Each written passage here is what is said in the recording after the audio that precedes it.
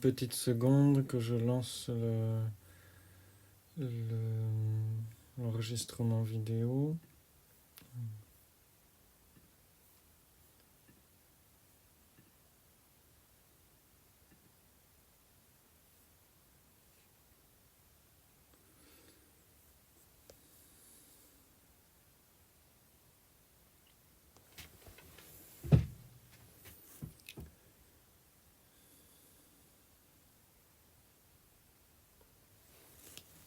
Voilà.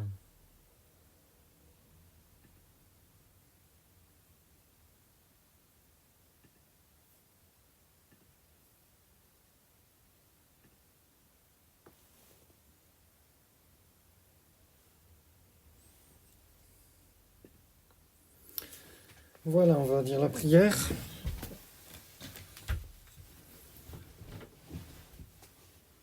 Au nom du Père et du Fils et du Saint-Esprit, ainsi soit-il.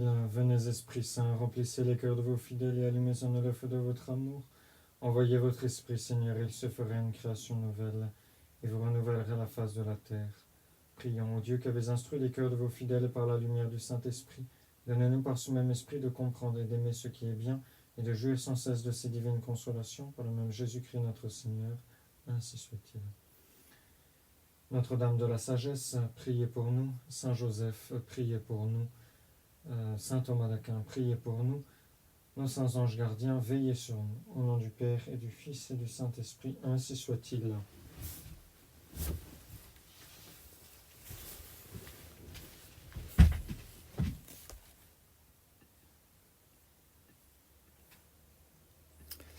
Alors, ce soir, nous allons parler du deuxième commandement de Dieu, à savoir donc tu ne prononceras pas le nom de Dieu en vain, ou tu ne jureras point. Quand on interroge un enfant qui n'a pas préparé sa confession, on passe en revue les commandements de Dieu, puis on lui pose des questions qui sont appropriées. Et quand on arrive au deuxième commandement, souvent, on lui demande, en tout cas je lui demande, s'il a dit des gros mots, s'il a été vulgaire, s'il a sali sa bouche, s'il a en quelque sorte sali sa bouche, qui prononce aussi le nom de Dieu. Mais jurer a deux sens. Jurer, c'est soit prendre Dieu à témoin, soit blasphémer, et donc salir le nom de Dieu en quelque sorte. Donc, soit c'est prendre le nom de Dieu à témoin, ça c'est jurer dans le sens de prêter serment. Le mot jurer doit être entendu dans ce sens, principalement au deuxième commandement. Dieu en vain, tu ne jureras. Voilà. Signifie, tu ne prendras pas Dieu à témoin sans raison suffisante. Puis sinon, blasphémer, c'est souvent le mot jurer est employé aussi dans ce sens-là. Généralement, celui qui s'accuse d'avoir juré, il entend par là qu'il a prospéré des blasphèmes ou des jurons. Voilà. Le mot serment a la même origine que le mot sacrement, ça vient donc du latin sacramentum, une chose sacrée. Le serment, c'est un acte religieux. Un acte religieux, donc c'est un acte de la vertu de religion, puisqu'on s'adresse à Dieu. Et qu'ensuite, on se lie par souvent une promesse. Donc ça, c'est dans le cas du serment avec la promesse. On se lie à une promesse par rapport à Dieu. Le blasphème, quant à lui, c'est blasphémer, l'étymologie, c'est la diffamation, la calomnie. Donc, blasphémer Dieu, c'est nuire à sa réputation, en quelque sorte. Voilà.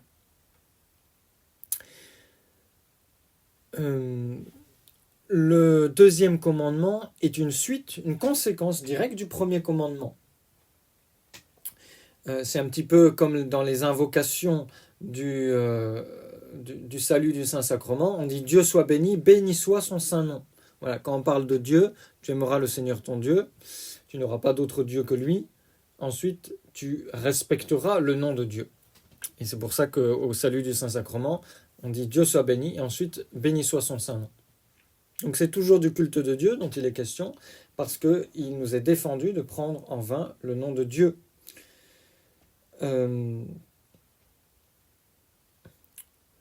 On peut prendre le nom de Dieu en vain, en faire un mauvais usage de différentes façons. Et donc c'est les 5 grands péchés qu'on va voir aujourd'hui, puisque ce commandement est principalement un commandement négatif, c'est-à-dire qu'il nous défend de faire quelque chose, il nous défend de prendre le nom de Dieu en vain.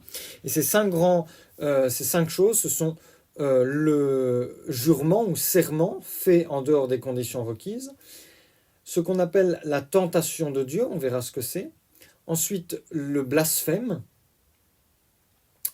l'imprécation, c'est-à-dire la malédiction en fait, et puis l'infidélité au vœu. Et donc on verra ce que c'est qu'un vœu, qui est différent du serment.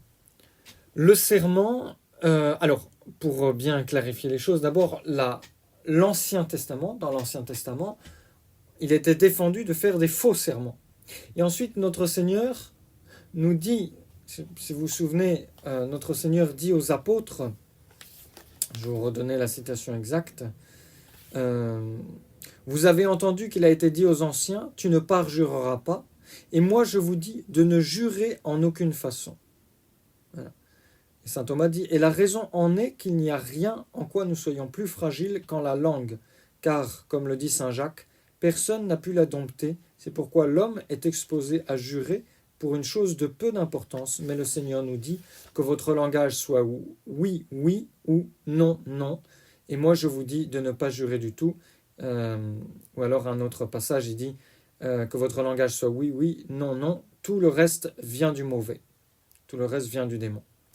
Le livre de l'Ecclésiastique aussi, parce que c'est bon d'entendre ces paroles de la Sainte Écriture, que ta bouche ne s'accoutume pas au serment, car par lui se font beaucoup de chutes, et que le nom de Dieu ne soit pas continuellement dans ta bouche, et ne mêle pas à tes discours le nom des saints, car en cela tu ne serais pas exempt de châtiment. Donc, premièrement, d'abord, on va voir donc en suivant notre plan. Premièrement, le serment. Et je vous dis tout de suite qu'il y a 2 types de serments. Le serment qui affirme la vérité. Donc, je prends à Dieu à témoin que telle chose est vraie. Ou le serment promissoire. Donc le serment affirmatif et le serment promissoire, qui consiste à promettre quelque chose en prenant Dieu à témoin. À ne pas confondre avec le vœu. Le serment promissoire, c'est promettre quelque chose à quelqu'un, à une créature, en prenant Dieu à témoin. Alors que le vœu, c'est promettre quelque chose à Dieu directement. Donc c'est un petit peu différent. Le serment. Le serment, c'est donc l'invocation du nom de Dieu comme témoin de la vérité, de ce que l'on dit, ou de la sincérité de la promesse que l'on fait. Pour qu'il y ait un serment, il y a 2 conditions qui sont requises. D'abord, il faut invoquer le nom de Dieu, il faut se rapporter à Dieu. Ça peut être de façon expresse, de façon... en disant clairement je prends Dieu à témoin, ou Dieu m'en est témoin, ou de par Dieu, etc. Ou alors de façon aussi plus tacite, par exemple par des signes extérieurs, en mettant la main sur l'évangile ou sur la croix, ou en la tournant vers le crucifix, etc. En soi, on ne jure pas par les saints ni par les créatures, à moins qu'elle ne représente Dieu comme dans ces mots, par exemple, je jure par le ciel et la terre, ou je jure par la croix, je jure par l'autel, je jure par l'évangile. Voilà. Comme dit notre Seigneur, celui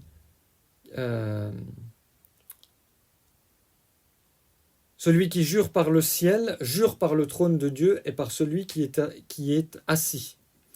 Ce n'est donc pas... en soi, c'est pas jurer que dire ma parole d'honneur. Et même dire en soi je le jure, comme me font un peu tout le temps les racailles ou les jeunes aujourd'hui, c'est pas non plus un serment en soi, à moins que les circonstances n'indiquent clairement qu'on prend Dieu à témoin. D'accord ? C'est un abus de langage. Évidemment, c'est pas quelque chose de bien, mais c'est pas un témoin, un serment à proprement parler que de dire je te le jure. En fait, c'est simplement une promesse. Voilà. Ça, c'est la première condition. Donc, première condition, se mettre, se relier à Dieu, donc l'invocation du nom de Dieu. Et la deuxième chose, c'est l'invocation de Dieu comme témoin de la vérité énoncée. Donc en témoignage d'une vérité, d'où il suit que le serment suppose à la base l'intention de s'obliger à dire la vérité. Alors une petite remarque, on voit dans la définition même du serment que l'athée, celui qui ne croit pas en Dieu, ne peut pas jurer. Parce que jurer, c'est prendre Dieu à témoin. Donc sur quoi est-ce qu'un athée pourrait-il jurer s'il n'y croit pas, s'il ne croit pas à Dieu? Sur son honneur. Mais c'est faux de dire ça, parce que quelqu'un qui jure sur son honneur, c'est précisément son honneur dont il s'agit. C'est-à-dire que on n'a pas confiance en lui, ou on ne sait pas si on peut lui faire confiance, comme un témoin qui est appelé au tribunal pour témoigner. Et donc, on va lui demander de jurer dans un état chrétien sur la Bible ou devant Dieu. D'accord ? Et donc, le serment laïcisé, c'est une chose absurde. En soi, c'est une impossibilité. C'est comme un sacrement qui n'est plus sacré, en quelque sorte, puisqu'on ne prend plus Dieu à témoin. Et voilà le problème d'une société qui ne reconnaît pas de maître au-dessus d'elle. Ça me fait penser à ce que Darmanin a dit, je crois que c'était lors du terrible rapport Sauvé. Mais bon, c'est une phrase, il y en a d'autres qui l'ont dit aussi. C'est l'évêque, le président de la conférence des évêques de France, qui lui a dit que les lois de Dieu étaient au-dessus de celles de la République, et Darmanin lui a répondu qu'aucune loi n'est supérieure aux lois nationales, aux lois du Sénat. Aucune loi n'est supérieure à celle de la République, et que la République française respecte tous les cultes et toutes les confessions, dès lors que ceux-ci respectent la République et ses lois. En gros, nul maître au-dessus de la République.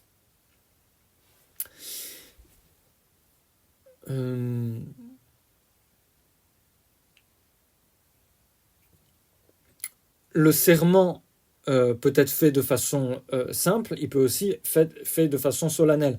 Pour revenir sur ce que je vous ai dit, le serment, c'est directement, normalement, sur le nom de Dieu, et non pas seulement sur les saints. Attention, parce que les uns représentent l'autre. Il y a cette fameuse histoire de Guillaume le Conquérant, qui ne faisait pas confiance à son frère Jean sans Terre, qui lui avait promis de délivrer, je ne sais plus quel personnage, peut-être son neveu héritier du royaume ou son fils, je ne sais plus. Et Guillaume le... c'est pas Guillaume le Conquérant, si. Non, c'est pas Guillaume le Conquérant, c'est le frère de Jean sans Terre, le roi Richard, voilà. Roi Richard. Il a fait jurer son frère Jean sans Terre sur une table sur laquelle il y avait quelques reliques de saints, avec une grande nappe sur la table. Et quand il a juré, il pensait bien que son frère était en train de mentir. Il a enlevé la nappe, et sous la nappe, il y avait toute une collection de reliques, y compris la relique de la vraie croix. Ce qui a fait blêmir Jean sans Terre, et ce qui a fait comprendre à Richard Cœur de Lion que son frère mentait. Voilà. Quelles sont les conditions requises pour la légitimité du serment? Donc notre Seigneur nous demande de ne pas jurer sans nécessité. C'est pour appuyer sa parole et donner une sorte donc de consécration que l'homme, dans certaines circonstances solennelles, va prêter serment. Invoquer le témoignage de Dieu en faveur de ce que l'on dit, c'est donc une manière indirecte de proclamer que le bon Dieu sait tout, qu'il ne peut pas mentir. C'est lui rendre hommage en quelque sorte. De ce fait, c'est un acte de religion. On comprend dès lors que le serment, pour être légitime, va être entouré de certaines conditions. Alors, quelles sont ces conditions ? Elles sont au nombre de 3. C'est saint Thomas d'Aquin qui les donne. Et il dit que tu ne jureras pas en vain. En vain peut vouloir dire que il ne faut pas jurer des choses qui sont fausses, il ne faut pas jurer des choses qui sont contre la justice, ou il ne faut pas jurer sans un juste motif. Donc, selon la vérité, ou du moins ce qu'on croit être la vérité, évidemment, on peut se tromper de bonne foi, mais voilà. Invoquer les témoignages de Dieu en faveur du mensonge, ça constitue un parjure.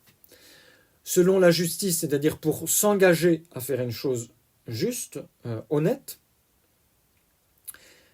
Jadis, les rois de France juraient, en montant sur le trône, d'exterminer les hérétiques. Ça faisait partie du serment que prêtait le roi de France. De même qu'il y avait aussi un serment que le pape prêtait pour accéder à la papauté. Sans ça, on le consacrait pas, s'il ne prêtait pas son serment. Le serment a été supprimé, mais Monsieur l'abbé Duterte vous en parlera dans une vidéo qu'on a déjà tournée. Ça sortira bientôt là sur notre nouvelle chaîne YouTube Foi intégrale. Le serment du pape. Bref, je reviens à ce que je voulais vous dire sur les rois de France. Depuis Saint-Louis, il y avait un serment sur les rois de France, pour les rois de France, dans lequel ils juraient d'exterminer les hérétiques. Est-ce que c'est une bonne chose ? Est-ce que c'est pas contraire à la justice ou à la charité d'exterminer les hérétiques ? Dans le langage de l'époque, exterminer signifiait, et d'ailleurs c'est dans l'étymologie du mot, ça signifie mettre en dehors du royaume. Donc un hérétique exterminé, c'était un hérétique qui était au moins banni. Voilà. Donc le roi jurait de bannir les hérétiques, de tout faire pour qu'ils disparaissent du royaume. Je ne sais pas quand ce serment a été aboli, je ne sais pas s'il a duré jusqu'au roi Louis XVI, ce serait une bonne chose à savoir. Donc, selon la vérité, première condition pour le serment, selon la justice, quelque chose de bien, et avec discrétion, donc avec discernement, le serment doit être nécessaire ou très utile, sinon il n'y aurait pas de raison suffisante. Il est toujours permis quand un supérieur l'exige avant d'entrer dans une fonction publique. Donc typiquement, avant d'entrer dans les fonctions publiques, il y avait des serments. C'est très intéressant parce que je suis tombé par hasard sur le serment que font jurer les modernistes quand quelqu'un prend un poste dans l'église, prend une fonction publique dans l'église. Je ne sais pas, je pense que c'est évêque ou membre de la curie ou juge ecclésiastique ou quelque chose comme ça.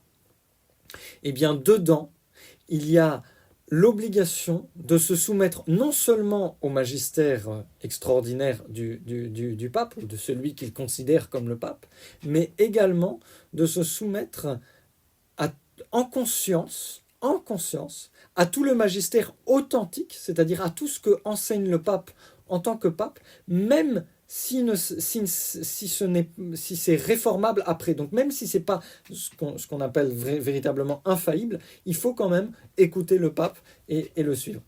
Donc même les modernistes, ils font jurer ça à ceux qui les suivent. Je ne sais pas si dans ce cas-là, il y a beaucoup de membres, de personnes qui se disent tradis et qui reconnaissent encore les papes de Vatican II pour de vrais papes, qui peuvent encore accéder à des postes dans l'Église.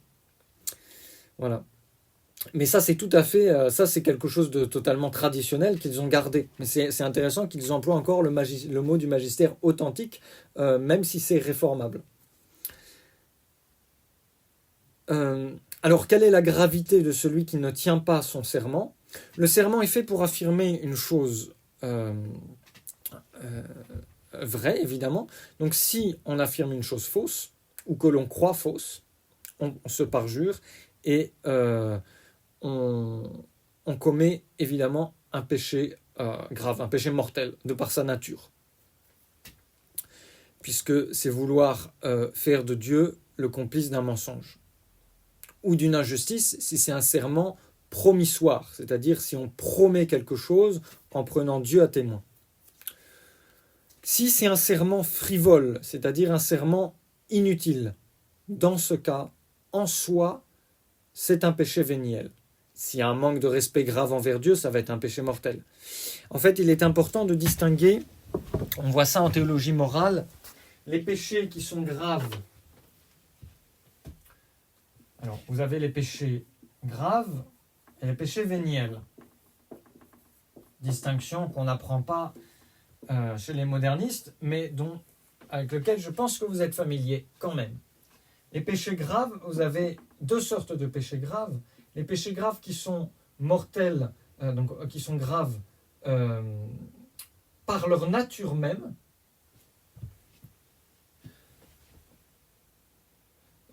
Comment dire, plutôt en latin on dit ex genere toto.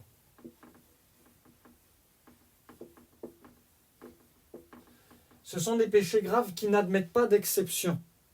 Si on les commet, évidemment en pleine connaissance de cause, le péché est grave. D'accord ? Je vous en ai parlé la dernière fois. C'est le cas des péchés d'impureté, par exemple. Ou les péchés contre Dieu directement. Et puis vous avez les péchés qui sont graves ex genere suo. Ce sont des péchés graves, mais qui admettent ce qu'on appelle parvité de matière. C'est-à-dire que si on commet ce péché grave, mais de façon pas trop forte, ça peut être un péché véniel. Et puis après, vous avez le péché véniel. Par nature, par exemple, les péchés de gourmandise sont par nature des péchés par nature des péchés véniels, les péchés de gourmandise.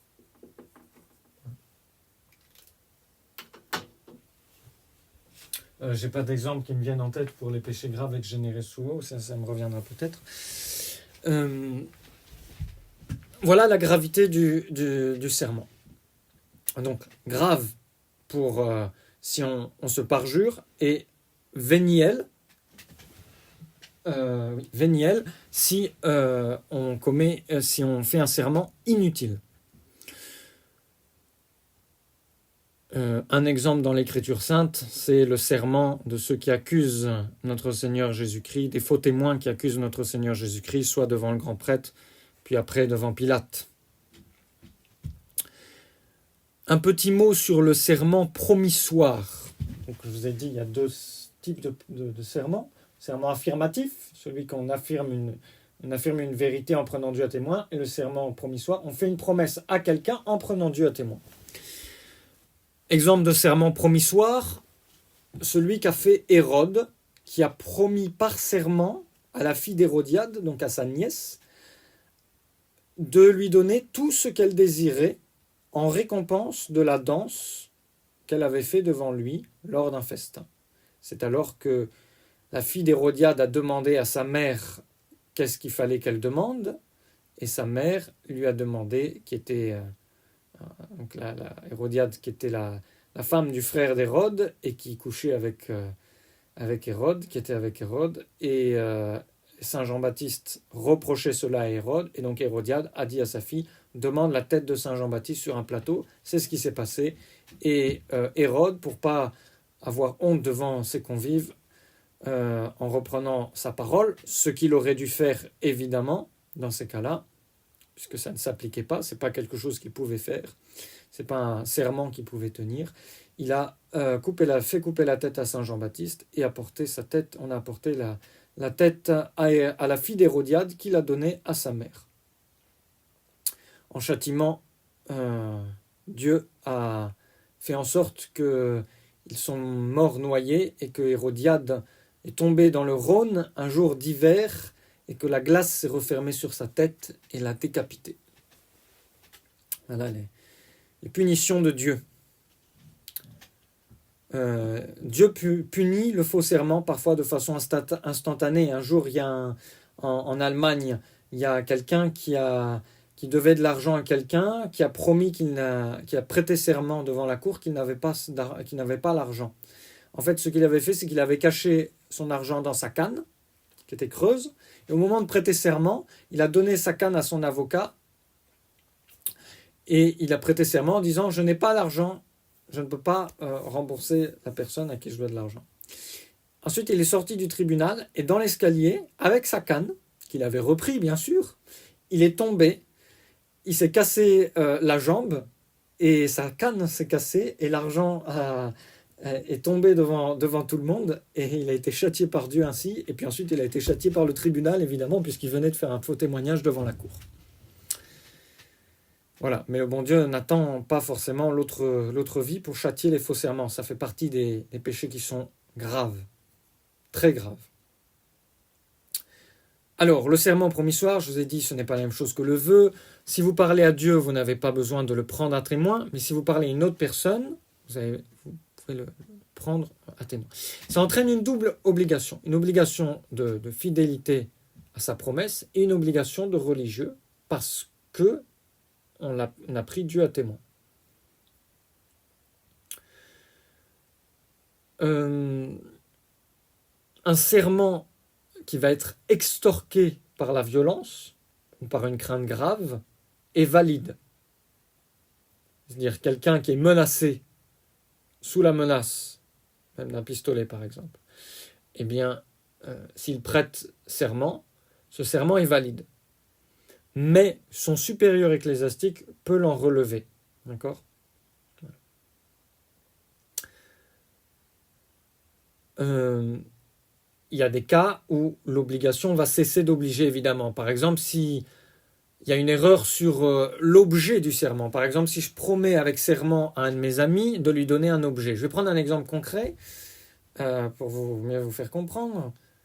Exemple, l'abbé de la Chanonie qui promet une statue de Sainte Jeanne d'Arc à quelqu'un, un de ses paroissiens, qui a vu que l'abbé de la Chanonie avait beaucoup de statues de Sainte Jeanne d'Arc dans son presbytère à cause de monsieur l'abbé Guépin. Et je dis oui, comme ça, oui, vous pourrez la prendre, d'accord. Oui, parce qu'on m'a dit c'est une toute petite statue. Bon, d'accord. Sauf qu'après, je m'aperçois que c'est une statue qui est en ivoire, donc qui est très précieuse. Bon, comme j'ai été trompé en quelque sorte, ou que je ne savais pas, j'ai pas réalisé le prix ou la valeur de ce à quoi m'engageait mon serment, eh bien, je ne suis pas tenu de remettre à cette personne sa statue de Sainte Jeanne d'Arc. D'accord ? Voilà. Autre cas où l'obligation peut cesser, ça peut être la remise de celui en faveur. Comment dire ?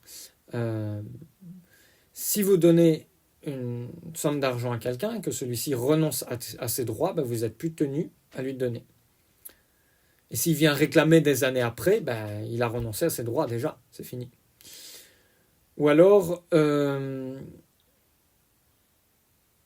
par exemple, un père qui a juré de frapper son fils pour le corriger, mais qui se rend compte que la correction aura de mauvais résultats. Il n'est pas tenu de tenir son serment. Il y a un contre-exemple dans l'Écriture sainte, c'est-à-dire un contre-exemple à quelqu'un qui n'aurait pas dû tenir son serment et qui l'a accompli, malheureusement, c'est Jephthé, qui est l'un des juges d'Israël, lorsque Israël c'était même, alors je donnerai cet exemple plus tard parce que c'est même un vœu, on en parlera dans les vœux. Autre chose qui pourrait nous dispenser de faire un serment, c'est si on se trouve dans l'impossibilité de tenir sa promesse. Par exemple, je fais le serment d'aller à Lourdes si ma mère guérit. Évidemment, je ne suis pas tenu d'exécuter mon serment si ma mère ne guérit pas, ou bien si je perds tout mon argent, par exemple, et je ne peux plus faire face aux dépenses du voyage. Voilà pour le serment. Maintenant, deuxième péché qui nous intéresse, je le marque au tableau, c'est la tentation de Dieu.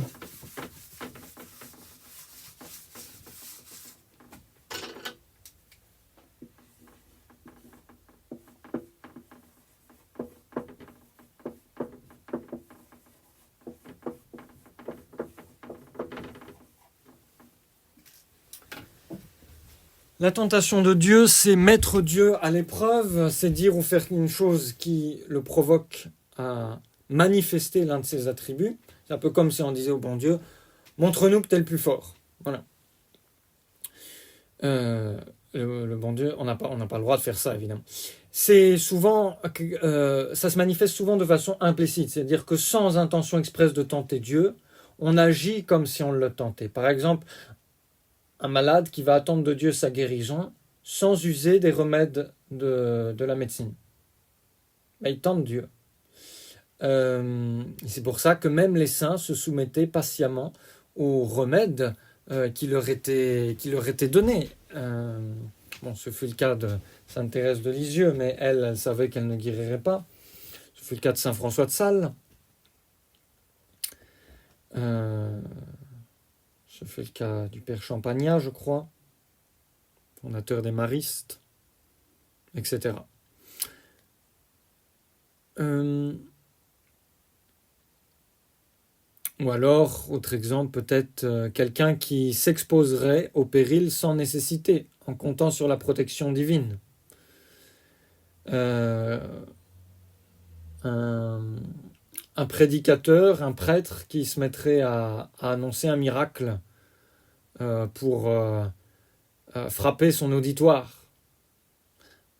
Il faut le faire uniquement si on a une révélation spéciale de Dieu. C'est pour ça que je n'annonce pas un miracle tous les dimanches. Don Bosco l'a fait une fois. Écoutez-moi, restez dans la chapelle. Et il disait en quelque sorte aux paysans qui voulaient partir récolter leur foin le dimanche, ou leur récolte, enfin je ne sais plus ce que c'était. Je vous promets... non, pardon, c'était... Don Bosco, c'était la... Ah, je ne sais plus. C'était la pluie. Voilà. Il a promis la pluie, et effectivement, pendant tout le sermon, il faisait un soleil de plomb, et à la fin du sermon, coup de tonnerre, et les gros nuages qui arrivent, et c'est l'averse, et les récoltes sont... Enfin, les plantations sont sauvées parce que les plantes mouraient de soif. Ou bien alors, comme il y avait au Moyen-Âge, ce que l'Église a condamné, le jugement de Dieu, c'est-à-dire ce qu'on appelait le jugement de Dieu, c'est vouloir prouver l'innocence ou la culpabilité de quelqu'un par les épreuves du feu ou de la croix ou du combat singulier, etc. Voilà pour la tentation de Dieu. Je vais vous donner juste peut-être un petit exemple pratique. Donc en gros, pour ne pas tenter Dieu, il suffit de suivre l'adage « Prie comme si tout dépendait de Dieu, agis comme si tout dépendait de toi ». C'est un adage qu'on doit suivre dans la vie spirituelle. Très bel adage. Oui, un exemple. Hier, j'étais avec un moderniste dans la rue. On faisait une maraude, on distribuait de la nourriture aux pauvres. Et cette personne était responsable, elle donnait des cours à des laïcs sur comment faire de l'apostolat. Donc il a toute une méthode d'évangélisation. Je ne sais pas si Bergoglio serait très d'accord avec ça. C'est un peu faire du prosélytisme, je pense. Mais voilà. En tout cas, sa manière de faire, enseigner d'accord avec l'évêque de Nantes, etc., c'est de demander aux gens s'ils ont des intentions de prière et de dire on va prier Dieu pour qu'il fasse un miracle pour vous. C'est assez surprenant. C'est pas directement peut-être de la tentation de Dieu, mais ça s'y rapproche très fortement. On ne demande pas au bon Dieu de faire des miracles comme ça. Puis quand on évangélise, c'est surtout pour développer la foi. Voilà. Troisième péché défendu par le deuxième commandement, c'est le blasphème.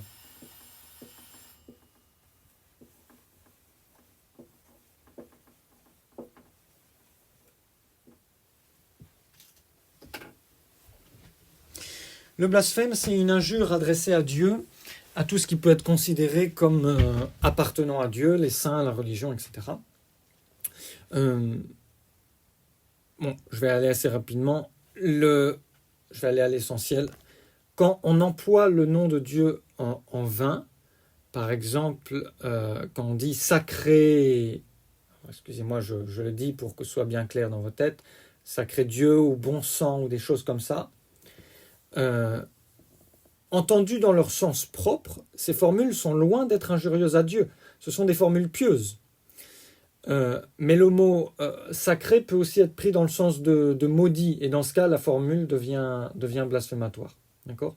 Donc, souvent, ces sortes de locutions sont proférées par habitude un petit peu déplacées, voire grossières, par mauvaise éducation, mais ce n'est pas des blasphèmes. Tout dépend d'ailleurs à chaque fois de l'usage, de l'estimation qu'on en fait, de l'intention de celui qui profère ces paroles. En règle générale, c'est à éviter. Je dirais que c'est moins répandu de nos jours, mais avant, parmi les anciens, c'était un peu plus répandu. Par contre, ce qu'il y a souvent, on entend encore dans les campagnes, les gens qui prennent le nom de Dieu en vain, clairement. Voilà. Et ça, évidemment, il faut leur dire. Il faut faut pas se gêner pour leur dire non. Là, vous insultez mon Dieu. Vous n'avez pas intérêt à recommencer à faire ça devant moi. C'est comme je ne sais plus quel saint qui un jour, il y avait un cocher qui... une seconde, parce que la sonnette n'arrête pas de sonner. Je suis occupé avec mon cours de catéchisme. Désolé. Bah, écoutez, vous les passerez demain, c'est gentil. Je continue mon cours là. Voilà, excusez-moi. Je disais oui, il y avait un saint un jour qui a entendu le cocher de la diligence dans laquelle il était blasphémé. Il lui a donné une paire de baffes retentissantes et l'autre a dit mais qu'est-ce qui vous arrive ?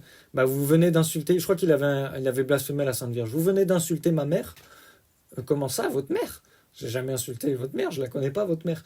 Vous venez d'insulter la Sainte Vierge, c'est ma mère. Voilà. C'est la même réaction qu'il faut avoir. Le blasphème est, de par sa nature, évidemment un péché très grave, puisqu'il s'attaque à Dieu. Donc, c'est évidemment un péché grave, ex genere toto, un péché grave qui ne peut pas être véniel. Quand on entend proférer un blasphème, il faut avoir à cœur de réparer l'outrage fait à Dieu en disant intérieurement une invocation. Par exemple, les invocations qu'on dit dans le salut au Saint-Sacrement. Dieu soit béni, béni soit son saint nom, béni soit Jésus-Christ, vrai Dieu et vrai homme, béni soit le nom de Jésus, béni soit le nom de Marie, Vierge et Mère. D'ailleurs, vous remarquerez à chaque fois dans le salut du Saint-Sacrement, il y a béni soit Dieu, béni soit son saint nom, béni soit Jésus-Christ, béni soit le nom de Jésus, béni soit la très sainte Vierge Marie, Mère de Dieu, béni soit le nom de Marie, etc. Il y a d'ailleurs 1 an d'indulgence à chacune de ces invocations. Voilà. Ou toute autre invocation réparatrice, ou un Je vous salue Marie, bien sûr. La société chrétienne avait très bien compris cela, cette gravité du blasphème. Il suffit de jeter un coup d'œil aux législations anciennes sur les peines qui punissaient le blasphème pour mieux en mesurer la gravité. Chez les Juifs, on lapidait le blasphémateur. C'est d'ailleurs sous cette inculpation qu'on a fait mourir notre Seigneur. Il faut se le rappeler. plusieurs fois, les Juifs prennent des pierres pour lapider notre Seigneur. Parce que, étant homme, disent-ils, il se fait Dieu. Chez les Romains, le blasphème entraînait la peine de mort. C'est pour ça que les Juifs vont devant Pilate et lui disent « Nous avons entendu cet homme blasphémer » et aussi soulever le peuple contre les Romains. D'accord. En France, les rois de France punissaient les blasphémateurs de mort. Philippe Auguste, le grand-père de Saint-Louis, faisait jeter à l'eau les gens qui étaient des blasphémateurs. Ou alors,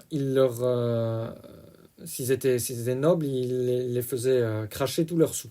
Il leur donnait une très forte amende. Saint-Louis, qui est bien connu pour cela, il faisait marquer au front d'un stigmate, d'une marque, ceux qui blasphémaient, et s'ils recommençaient, on leur perçait la lèvre supérieure et la langue avec un fer rouge. Il a fallu l'intervention des papes d'ailleurs pour modérer un petit peu toutes ces punitions. Voilà. Ah oui, j'avais mis de côté une belle citation de Monseigneur Dulst, qui a fait des conférences remarquables. On lui pose l'objection sur le blasphème.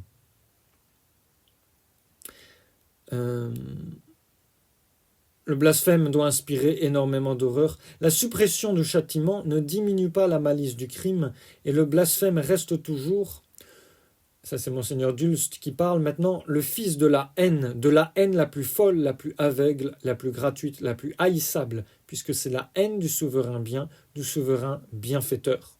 Voilà. Malheureusement, aujourd'hui, celui qui devrait être le vicaire du Christ est le blasphémateur du nom du Christ, bien souvent. Quatrième péché contre le deuxième commandement, l'imprécation. L'imprécation ou malédiction.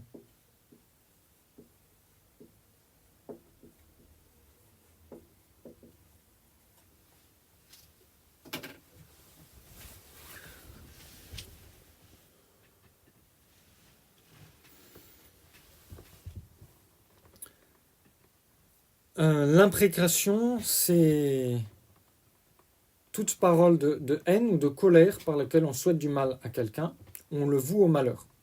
Donc elle peut être prononcée envers Dieu, si on souhaite qu'il n'existe pas, ou bien envers soi-même, si on appelle le malheur sur soi, par exemple les Juifs devant Pilate, qui vont prononcer cette terrible parole, que son sang retombe sur nous et sur nos enfants. On peut également maudire le prochain, en lui souhaitant le malheur, la mort, la damnation éternelle même, c'est la pire des malédictions, qu'il ne faut jamais prononcer, évidemment, puisque s'il y a bien un mal qu'on ne peut pas souhaiter au prochain, c'est d'être damné. On peut également maudire les créatures. Évidemment, il va y avoir une proportion entre la malice de la faute et le mal que l'on souhaite. Plus le mal que l'on souhaite au prochain ou à soi-même ou à une créature est grand, plus c'est mauvais, cette malédiction est mauvaise. On oublie souvent cela, que ça fait partie du deuxième commandement, de la défense de maudire. Il peut arriver à certaines conditions cependant que la malédiction soit légitime. Attention, elle n'est pas mauvaise en soi. Donc à certaines occasions, on a le droit de maudire. Par exemple, une malédiction bien connue, c'est la malédiction de Cam par son père Noé. Quand Cam s'est moqué de lui, Noé a maudit, il l'a maudit, lui et sa descendance, il l'a maudit dans son fils aîné en fait, Canaan. Et donc ça c'est quand Cam a découvert son père qui s'était enivré parce qu'il avait fabriqué du vin pour la première fois. C'est lorsque Noé a découvert la fabrication du vin et qui s'est qui s'est enivré, qui s'est déshabillé, qui s'est écroulé, ivre, endormi, ivre sous sa tente comme ça. Et Cam, en le voyant, s'est moqué de lui. À son réveil, son père l'a maudit.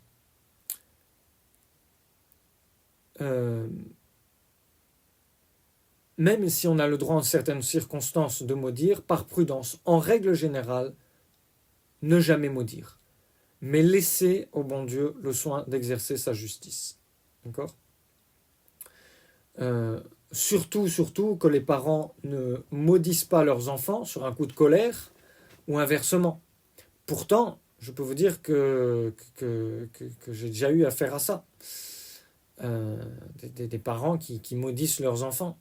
C'est terrible. Ou qui maudissent des personnes avec qui ils ont des altercations. Même Saint Michel n'a pas voulu maudire le démon. Ça fait référence à ce que je vous dis à l'épître de Saint Jude, où Saint Jude, dans cette épître, il est raconté comment Saint Michel a disputé avec le démon le corps de Moïse. Le corps de Moïse, une fois qu'il est mort, Moïse n'est pas entré dans la terre promise, et le bon Dieu, en quelque sorte, s'est chargé de son enterrement. Ensuite, les Juifs ont construit un mausolée à Moïse. Mais le démon voulait garder le corps de Moïse parce que c'était un précieux, un reste extraordinaire pour les Juifs. Moïse était une des figures les plus nobles de notre Seigneur Jésus-Christ. Et Saint Jude ajoute cette phrase, mais il ne le maudit pas, ou je ne sais plus comment c'est formulé. Saint Michel n'a pas maudit le démon, il a laissé, en quelque sorte, le bon Dieu s'occuper de faire justice aux démons. Vous savez qu'il y a des démons qui sont enchaînés en enfer, qui n'en sortent pas. Il y a d'autres démons qui ont permission de rester sur la terre. Donc Saint Michel ne s'est pas permis de rejeter Satan en enfer, puisque par la permission de Dieu, il est sur terre pour tenter les hommes.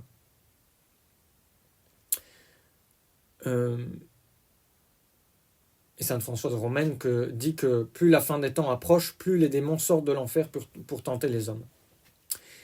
Voilà pour la malédiction, c'est assez simple, assez court. Maintenant, le vœu. Ça, c'est un petit peu plus compliqué, plus important, sans que ce soit quelque chose qui nous arrive très fréquemment, évidemment.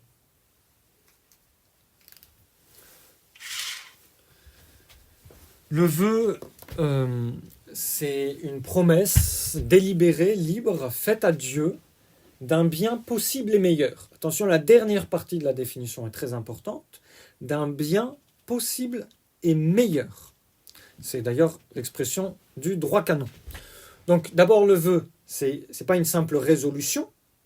Quand vous prenez une bonne résolution, en retraite, en confession, en début d'année, pendant le carême, au début du mois du rosaire, de bien prier le chapelet par exemple, eh bien la résolution c'est une promesse qui lie votre conscience en quelque sorte. Mais ce n'est pas quelque chose qui vous lie à Dieu. Donc ne pas tenir sa résolution, c'est une paresse supplémentaire, mais ce n'est pas un péché supplémentaire. Ça aggrave le péché en quelque sorte, mais ça ne cause pas un nouveau péché. Le vœu, c'est une promesse faite à Dieu. Donc c'est un acte de religion par essence, par lequel nous reconnaissons le souverain domaine de Dieu sur nous. Le vœu, c'est la promesse d'un bien meilleur. Non seulement l'acte doit être moralement bon, mais il faut qu'il soit plus parfait que celui qui lui est opposé. Alors je donne un exemple pour que ce soit plus clair. On ne peut pas, par exemple, faire vœu de se marier. Le mariage, c'est une bonne chose. Le bon Dieu en a même fait un sacrement. Mais on ne peut pas faire le vœu de se marier parce que le vœu de se marier est opposé au bien supérieur qui consiste à garder la virginité. Or, nous savons, par l'enseignement de l'Église catholique, contrairement à ce qu'a enseigné Bergoglio dans l'encyclique Amoris Laetitiae, que le mariage est inférieur à l'état consacré, à l'état de virginité. D'accord ? Voilà. Donc, ce n'est pas possible de faire vœu de se marier parce que cela exclut, cela veut dire au mon Dieu, je vous promets de ne jamais me consacrer à vous. Donc, on ne fait pas un vœu en promettant au bon Dieu quelque chose de moins bon. On fait un vœu en promettant quelque chose de meilleur. Voilà. Il y a des saints qui ont fait le vœu de faire toujours ce qu'il y avait de meilleur. Ça, c'est un vœu extrêmement difficile à garder. C'est le vœu qu'a fait Sainte Thérèse. Sainte Thérèse de l'Enfant Jésus. Et je me demande si Sainte Thérèse d'Avila aussi l'a fait aussi, peut-être, je ne sais plus. En tout cas, c'est bien quelque chose à admirer, mais pas à imiter. En tout cas, sans doute pas au début de la vie spirituelle. Et sans doute pas après aussi. Ah oui, je vous donne l'exemple que je voulais vous donner. Dans l'Ancien Testament, Jephthé, qui est un Israélite, un Hébreu, qui est malheureusement le fils d'une prostituée, mais qui est quelqu'un de très bon, de très droit, de très courageux, puisque les Israélites sont attaqués par les Ammonites, et les Hébreux décident de nommer chef le premier qui se lèvera contre les Ammonites. Et c'est Jephthé qui part au combat d'abord, qui va vaincre les Ammonites. Mais avant de partir au combat, évidemment, il s'est mis sous la protection du bon Dieu, et il a fait vœu d'offrir en sacrifice, en holocauste, la première personne qui accourrait au-devant de lui. Évidemment, son vœu était nul, puisqu'il était immoral. Le bon Dieu ne voulait pas de sacrifice humain. Dans l'Antiquité, aussi bien que dans le Nouveau Testament, certainement pas de la part des Juifs. Et donc, c'est évidemment avec une conscience mal éclairée qu'il a fait ce vœu, et encore plus mal éclairé qu'il l'a exécuté, et d'autant plus que par un juste retour des choses, le bon Dieu l'a châtié en quelque sorte, puisque la première personne qui s'est présentée devant lui, c'était sa fille, qui est venue fêter sa victoire.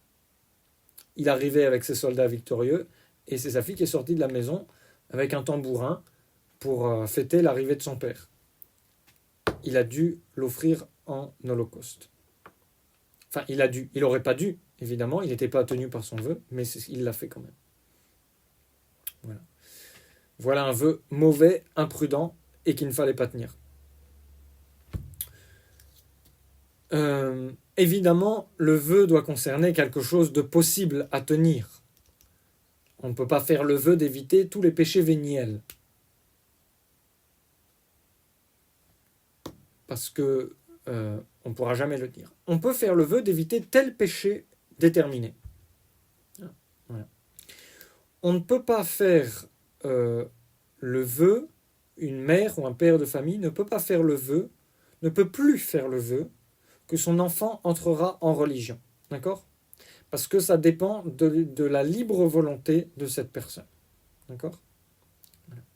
C'était un petit peu différent dans l'Ancien Testament, puisqu'on voit des saints personnages de l'Ancien Testament qui ont consacré leurs enfants au bon Dieu. C'est le cas d'Anne, la mère du prophète Samuel, qui a consacré son enfant.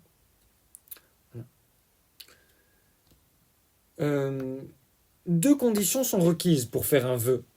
La pleine connaissance de l'obligation à laquelle on s'engage, et puis la liberté, évidemment. Si vous ignorez ce à quoi exactement vous vous engagez, ou si vous n'êtes pas totalement libre parce qu'on vous force en quelque sorte, le vœu est nul. D'accord ? D'où il suit que les vœux qui sont faits par des enfants ou par des adultes qui ne sont pas en pleine possession complète de leur raison, ou qui sont déterminés par une crainte grave, injuste, sont sans valeur. D'accord ? Il y a ce fameux exemple de Saint Louis qui, étant malade, a fait vœu d'aller à la croisade. Voilà que Saint Louis guérit, et puis c'est la consternation dans le palais, dans la cour, au royaume de France. Le roi va partir en croisade. L'idée était devenue impensable. Il fallait que le roi très chrétien gère les affaires de son royaume. Il y avait tant à faire en France, etc. Ça aurait été très imprudent. Et puis, ce vœu qu'il a fait en étant malade, non, mais c'est parce qu'il était malade, il n'avait pas l'usage de toutes ses facultés, etc. Alors, on a chargé un saint religieux, un prêtre, je ne sais plus exactement, l'aumônier peut-être de la cour, de dire à Saint Louis que son vœu n'avait pas de valeur parce qu'il l'avait fait en étant malade. Saint Louis lui dit alors vous pensez vraiment que mon vœu n'avait pas de valeur parce que j'étais malade et que maintenant que je suis rétabli, je n'ai pas l'obligation de le tenir. Oui, absolument, sire, vous avez tout compris. Donc vous pensez que maintenant je suis parfaitement rétabli. Oui, sire, ça oui. Eh bien maintenant que je suis en pleine possession de mes moyens, de mes facultés, je fais le vœu d'aller en croisade. Et donc, quoi qu'il en soit de mon vœu que j'ai fait quand j'étais malade, maintenant, je fais le vœu d'aller en croisade et je compte bien accomplir ce vœu. Voilà comment Saint Louis a remis la situation à son avantage. Et à la gloire de Dieu, évidemment. Il y a deux types de vœux. En fait, il y a deux distinctions à ne pas confondre. D'accord ? Le vœu peut être privé, je vais l'écrire en bas, ou le vœu peut être public.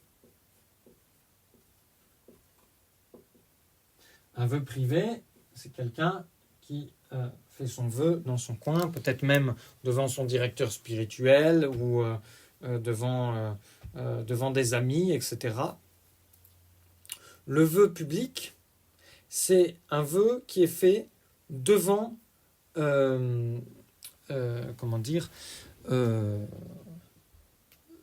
qui est reçu par l'Église, par le supérieur ecclésiastique. D'accord ? Mais, dans le vœu public, il y a deux types de vœux. Il y a le vœu solennel,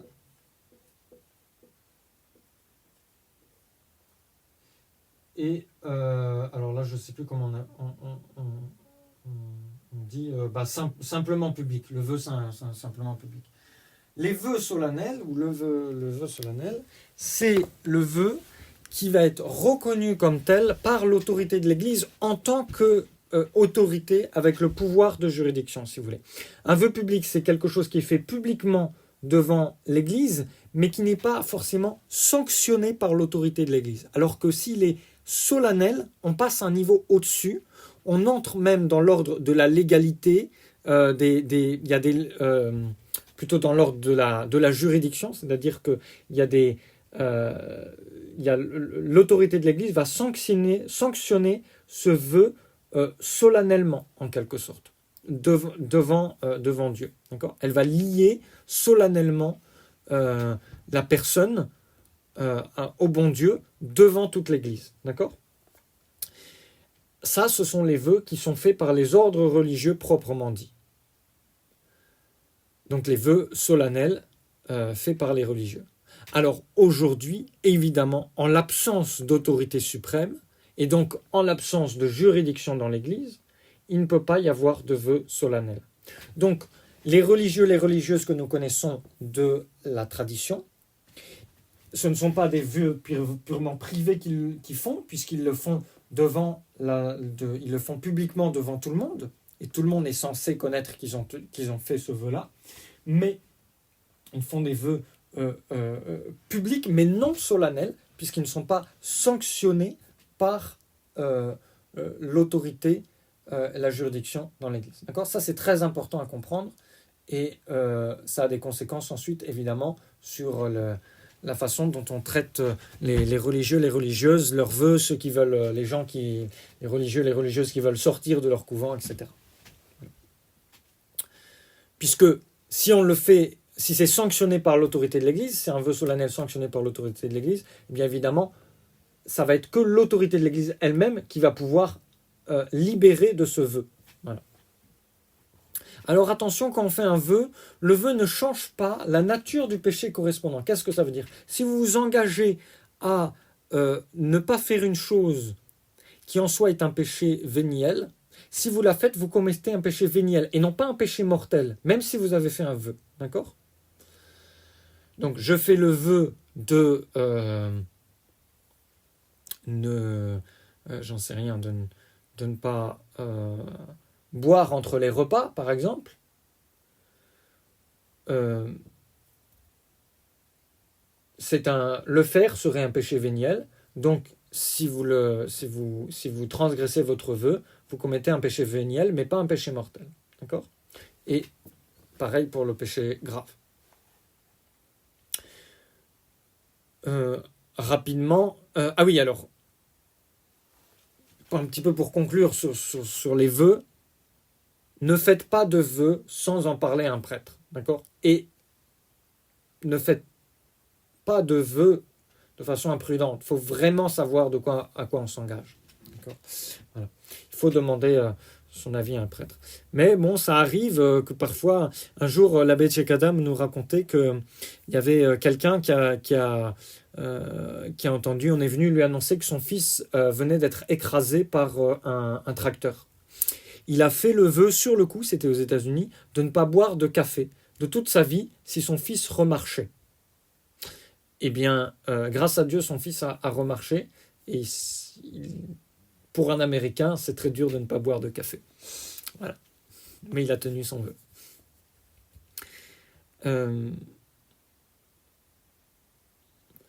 Je vais passer sur l'annulation des vœux parce que ça fait venir des notions un petit peu compliquées. Et je pense qu'on a déjà fait 1 heure, donc il est temps d'arrêter.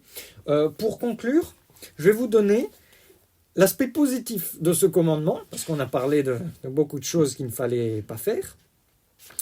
Saint Thomas d'Aquin donne 5 ou 6 aspects, 6 motifs pour lesquels on peut employer le nom de Dieu. On peut faire usage du nom de Dieu lorsqu'il est nécessaire de confirmer une parole comme dans un serment. D'accord? Donc ça, c'est un peu dont on vient de parler, le serment, rendre hommage à Dieu. Voilà. Ensuite, deuxièmement, pour sanctifier, comme dans le baptême. Deuxièmement, le nom de Dieu s'emploie pour sanctifier. En effet, le baptême sanctifie. Donc je te baptise au nom du Père et du Fils et du Saint-Esprit. L'apôtre dit aux chrétiens, donc saint Paul dit aux chrétiens, vous avez été lavés, vous avez été sanctifiés, vous avez été justifiés par le nom de notre Seigneur Jésus-Christ, mais le baptême n'a de vertu que par l'invocation de la Trinité. Seigneur, dit le prophète Jérémie, vous êtes au milieu de nous et votre nom est invoqué sur nous. Donc, honorer le nom de Dieu, par exemple en assistant au salut du Saint-Sacrement, ou en prononçant, en invoquant le nom de Dieu, ou les saints noms de Jésus, Marie, Joseph, à la suite de Sainte Jeanne d'Arc. Troisième usage du nom de Dieu pour expulser le démon. En troisième lieu, le nom de Dieu est utilité pour expulser l'adversaire. C'est pourquoi avant de recevoir le baptême, on renonce au diable. Seigneur, dit le prophète Isaïe, que votre nom soit invoqué sur nous, enlevez notre opprobre. C'est pourquoi si vous revenez au péché, le nom de Dieu a été invoqué en vain sur vous. Voilà.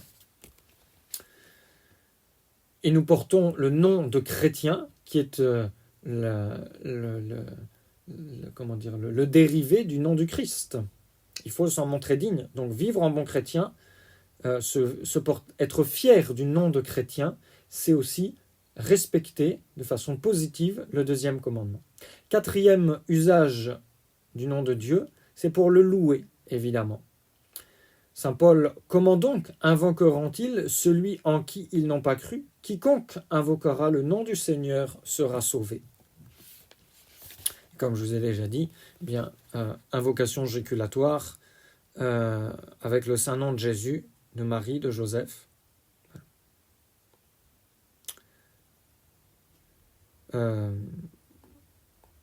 Je passe. Cinquième motif, on utilise le nom de Dieu comme une défense toute puissante. Cinquièmement, le nom de Dieu peut être utilisé pour se défendre. Nous lisons en effet dans les Proverbes, c'est une tour très forte que le nom du Seigneur. Le juste y court et sera exalté. En mon nom, dit à son tour notre Seigneur, ceux qui auront cru chasseront les démons, et Saint Pierre parle ainsi aux Juifs, il n'est sous le ciel aucun autre nom parmi ceux donnés aux hommes qui doivent nous sauver. Et puis, dernier motif donné par saint Thomas d'Aquin, on utilise le nom de Dieu comme d'un secours très efficace pour agir avec perfection.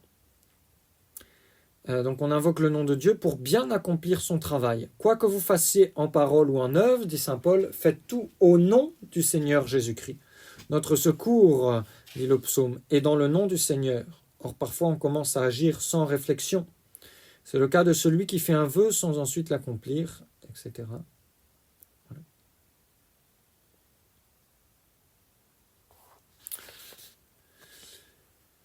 Voilà pour le deuxième commandement. Est-ce qu'il y a des questions? Je suis à votre écoute.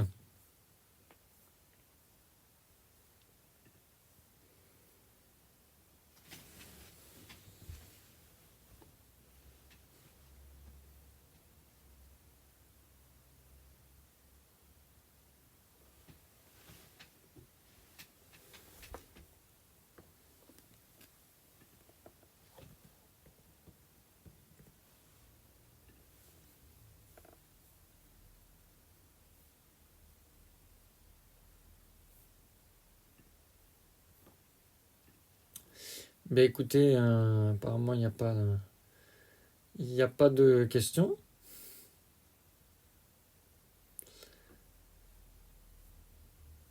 Je vais donc arrêter l'enregistrement. Je vous souhaite une très bonne soirée. Et puis à lundi prochain, 19h. Voilà. Dieu vous bénisse.